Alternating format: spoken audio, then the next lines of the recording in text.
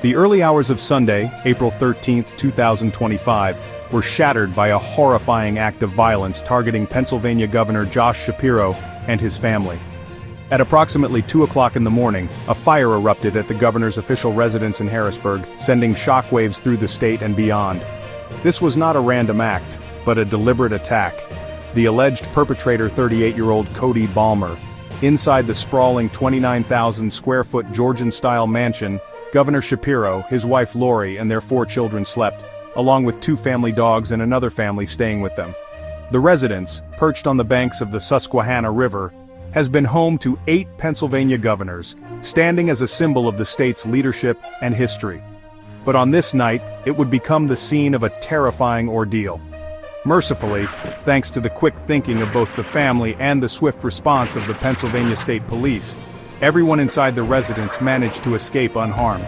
The governor and his family were whisked away to safety as firefighters from the Harrisburg Bureau of Fire bravely battled the inferno. The fire, fueled by Balmer's incendiary devices, left a trail of destruction in its wake. Cody Balmer, the man accused of this heinous act, is no stranger to law enforcement. His criminal history, though not extensive, paints a picture of a troubled individual with a propensity for violence and deceit.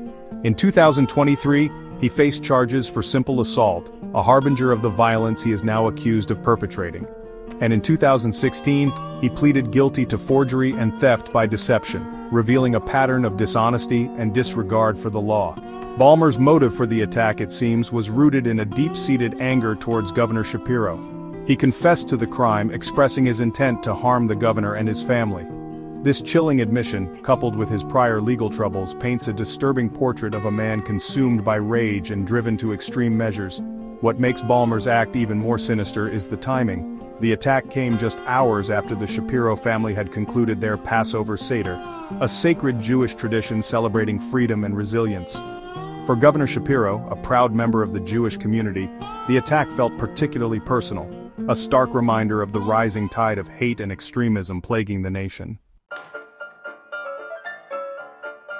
Balmer's weapon of choice, Molotov cocktails, crude yet deadly incendiary devices cobbled together from beer bottles filled with gasoline. He hurled these makeshift bombs at the governor's residence, engulfing the historic building in flames. The fire, fueled by Balmer's rage and the flammable liquids, spread rapidly, leaving a path of destruction in its wake. Images of the aftermath are chilling. Charred furniture, walls blackened by soot, and ceilings reduced to rubble tell the story of the inferno that raged within. Ash covers the floors, the remnants of what was once a place of comfort and warmth. The air, thick with the acrid smell of smoke and the stench of gasoline, serves as a grim reminder of the violence that unfolded on that fateful night. Balmer's attack, however, was not a haphazard act of destruction. He meticulously planned his assault, demonstrating a chilling level of premeditation. He scaled a security fence, evading the watchful eyes of the Pennsylvania State Troopers tasked with protecting the governor and his family.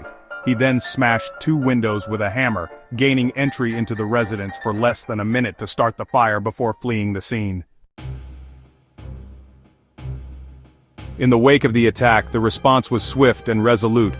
Law enforcement agencies from across the state, including the Pennsylvania State Police and the FBI, launched a full-scale investigation.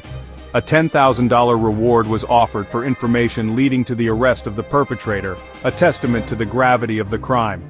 Governor Shapiro, visibly shaken yet resolute, addressed the public, expressing gratitude for the outpouring of support and condemning the rising tide of political violence.